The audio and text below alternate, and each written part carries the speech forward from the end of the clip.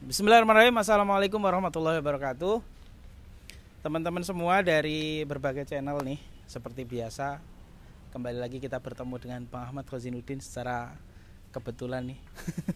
Kita sekarang di Pengadilan Negeri Jakarta Pusat dan sambil mengawal kasus PIK 2 yang alhamdulillah hari ini naik lagi setelah kemarin Kades Kohot akhirnya habis masa tahanannya dan akhirnya bebas sekarang. Tapi lebih jauh daripada itu ada kasus yang menarik juga. Konon katanya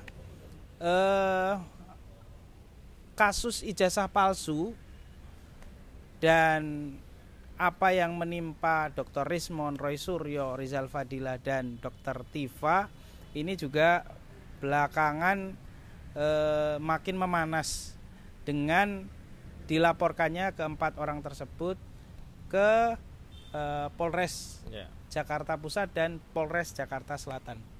Setelah kemarin ditolak ya dari kumpulan Pradi Bersatu di Mabes Polri, tapi nampaknya diajukan lagi seperti biasa.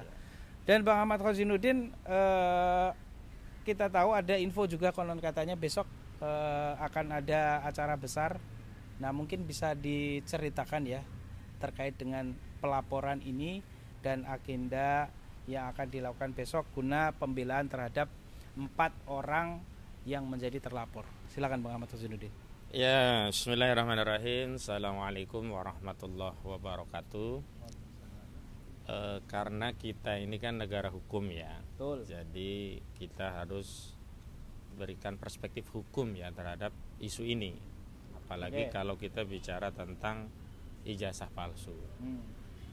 Nah, sekarang kita awali apakah ijazah palsu itu sesuatu yang lumrah, wajar, boleh-boleh saja atau satu pelanggaran. Apalagi pelanggaran itu bukan hanya pelanggaran yang bersifat administratif, tapi pelanggaran hukum yang bersifat pidana. Artinya ada konsekuensi hukumnya. Ada ancaman pidananya. Nah, kalau kita bicara ijazah palsu, ijazah itu sendiri itu kan dokumen kan ya. Dia Betul. Dokumen tertulis. Betul. Kalau saya mau deskripsikan atau definisikan apa itu ijazah, adalah dokumen tertulis yang dikeluarkan otoritas lembaga tertentu, dalam ini lembaga pendidikan, yang menerangkan ya kelulusan seseorang, bahwa seseorang tersebut telah menjalani studi atau pendidikan di lembaga pendidikan itu dan telah disahkan oleh lembaga yang bersangkutan bahwa dia telah lulus begitu. Maka disebut juga ijazah. Ijazah itu kan sudah diberi izin untuk menyatakan bahwa dia memiliki ilmu dari lembaga tersebut begitu. Nah, kalau kita bicara dokumen di dalam KUHP itu, orang yang memalsukan dokumen itu sebuah kejahatan. Bukan hanya memalsukan dokumen. Kalau memalsukan dokumen kan fisik dokumennya juga dipalsukan ya. Betul. Ada juga memasukkan keterangan palsu dalam akta otentik pun itu juga sebuah kejahatan. Nah, makanya di KUHP itu ada pasal 263 KUHP tentang pemalsuan dokumen, juga pasal 266 KUHP tentang memasukkan keterangan palsu ke dalam akta otentik begitu. Nah, hari ini kita bicara tentang ijazah palsu yang diduga dilakukan oleh saudara Joko Widodo. Kemudian ada yang mengkritik ijazah itu dengan kemampuannya, ilmu yang dimilikinya, juga data-data yang diperolehnya.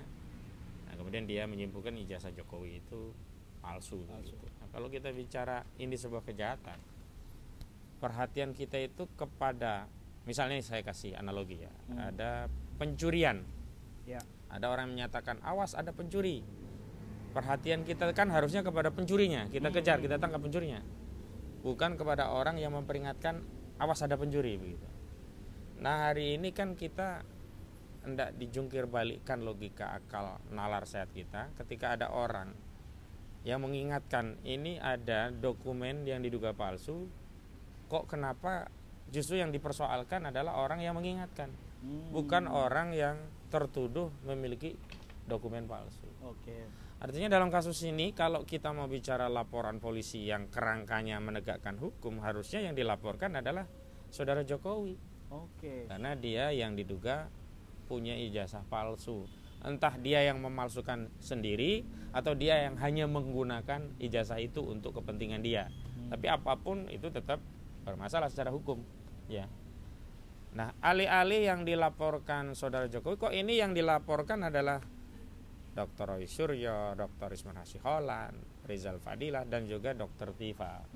Kalau saya bikin analogi kan tadi seperti ada orang yang mencuri, ya, ada yang mengingatkan, yang dikejar-kejar malah yang mengingatkan, yang mencurinya dibiarin aja, dengan alasan begini, oh itu barang dia sendiri kok. Lah, kalau ngambilnya malam-malam, ya, ya kan, gelap gulita, terus ketahuan ada linggis untuk dongkel rumah, dia bawa barang, masa kita bilang husnuzon, ya, oh itu barang dia sendiri, bukan mencuri, itu punya dia sendiri.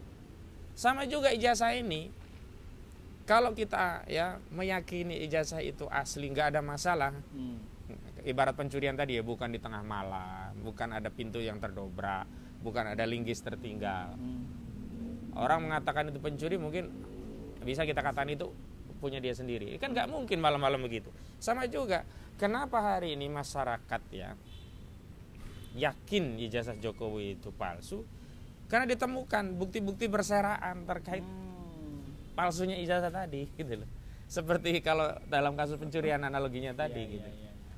Sederhananya begini, yang tambah masyarakat yakin ijazah itu palsu. Kalau dia asli, kenapa nggak dikasih tahu saja, dikasih tunjuk? Kalau dia asli, kenapa kok dia khawatir, takut itu diperiksa secara forensik digital? Sementara bukti-bukti yang tercecer yang mengindikasi ijazah itu palsu banyak sekali. Yang diantaranya disampaikan bukan hanya berdasarkan data, tapi berdasarkan keahlian analisis forensik digital. Kalau bicara data, rujukan datanya kan ada dua.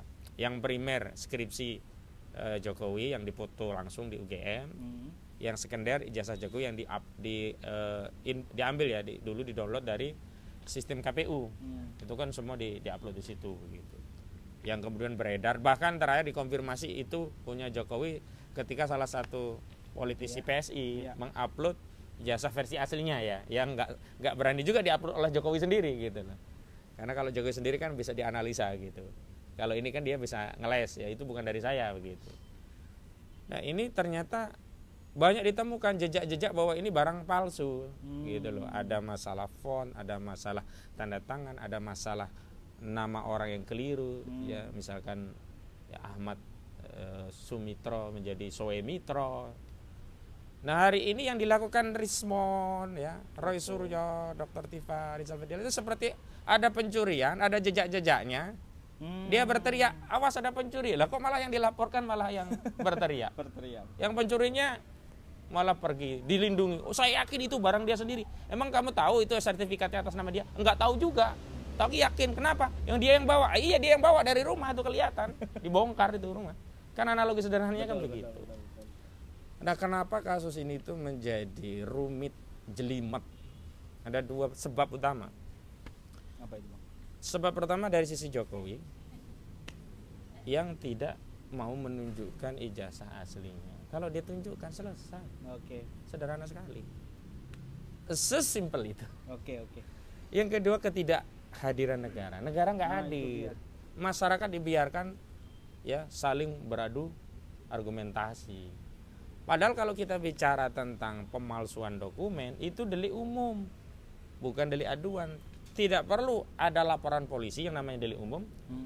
Ya, polisi harus bertindak, melakukan penyelidikan. Nah, kalau nanti ditemukan pidana, meningkatkan menjadi penyidikan, baru menetapkan tersangka. Hari ini kan polisi nggak bergerak sama sekali. Wakil negara kan alat negara, dalam hal ini polisi sebagai alat penegakan hukum. Begitu loh. Kalau negara hadir, harusnya polisi segera melakukan penyelidikan dan penyidikan terhadap ijazah Jokowi, bukan terhadap orang yang membuat analisa itu, gitu loh. Dan sebenarnya walaupun ini delik umum, nggak perlu ada aduan. Sebenarnya kasus ijazah ini sudah diadukan juga ke Bareskrim Mabes Polri oleh Rizal Fadilah dan yang lainnya kan. Tapi aneh, kasus laporan terhadap dugaan ijazah palsu Jokowi tidak ditindak. Yang mengkritik langsung bikin laporan, langsung keluar LP-nya. Di Jakarta Pusat keluar LP-nya, di Jakarta Selatan keluar LP-nya, di Polda Metro Jaya keluar LP-nya. Tadinya kan di Bareskrim nggak dikeluarkan, tapi disarankan ke Polda sama ke Polres, ditindaklanjuti, keluar juga LP-nya. Akhirnya kan kita sekarang kalau ada orang yang mengingatkan ada pencurian malah dianggap penjahatnya. Lainnya kan membebaskan si pencuri, nyuri yang dia curi bisa yang lain-lain. Awalnya mungkin cuma nyuri ijazah, nanti bisa nyuri yang lain-lain gitu. Nah ini yang sebenarnya nggak sehat itu di situ. Gitu. Makanya karena kami tahu ini ada yang nggak sehat, ada masalah hukum. Apa yang terjadi dalam proses pelaporan itu bukan penegakan hukum, bahkan kami yakin itu pembungkaman, kriminalisasi, karena orang mengingatkan ada pencuri itu bukan kejahatan. Sama juga orang yang mengkritisi sebuah dokumen dan kemudian disimpulkan dokumen itu palsu berdasarkan analisa dan keahliannya, termasuk data yang dia dapatkan, itu bukan kejahatan, tapi hari ini dipaksa dianggap seolah penghasutan. Padahal pasal penghasutan itu kan sebenarnya sudah dibatalkan oleh MK, yang tadinya delik materi formil menjadi delik materi. Maksudnya kekuatan hukumnya baru mengikat kalau ada akibat gitu loh. Artinya akibat apa? Orang melakukan penghasutan dan orang yang dihasut melakukan kejahatan. Nah, ini kan kejahatan apa? Yang dihasut siapa? Dan nggak tepat, aneh ngawur orang berpendapat kok dianggap menghasut. Begitu, Bung Adi. Iya, Bang Ahmad Wazinuddin. Mungkin kita mundur ke belakang. Kita tahu semua bahwa ini menggemparkannya adalah setelah kunjungan Dr. Rismond dan kawan-kawan ke UGM kemarin. Kemudian berikutnya kunjungan TPU bersama Bang Rizal Fadilah ke rumah Jokowi, dan kita tahu kronologi ke rumah Jokowi kan setelah itu kemudian Jokowi mengeluarkan ijazahnya dan diperlihatkan kepada wartawan, dan kemudian setelah itu kuasa hukumnya yaitu anaknya Pak Otto Hasibuan dan kawan-kawan mendapatkan tugas dari Bapak Jokowi bahwa kemungkinan akan diambil upaya hukum oleh Pak Jokowi dan kuasa hukumnya sendiri. Tapi fenomena ini anehnya adalah Bang Ahmad Wazinuddin, orang-orang yang melaporkan ini justru tidak ada kaitan langsung dengan pemilik ijazah itu, dan justru ini adalah dari organisasi-organisasi yang lain dengan pasal penghasutan. Nah, menurut Bang Wazinuddin sebenarnya ada apa sih di balik ini semua, Bang Ahmad Wazinuddin? Iya kan saya udah bilang itu yang mengkonfirmasi Jokowi itu satu pengecut, kedua tidak punya harga diri, ketiga memecah belah anak bangsa. Saya kira netizen bisa mengulik ya statement saya terkait itu di podcast yang lain lah. Saya cukupkan penjelasannya ya. Kedua, ini istilahnya, kalau istilah orang Betawi itu jaga sembung bawa golok gitu. Gak nyambung. Gak nyambung Jangan gak nyambung itu ya.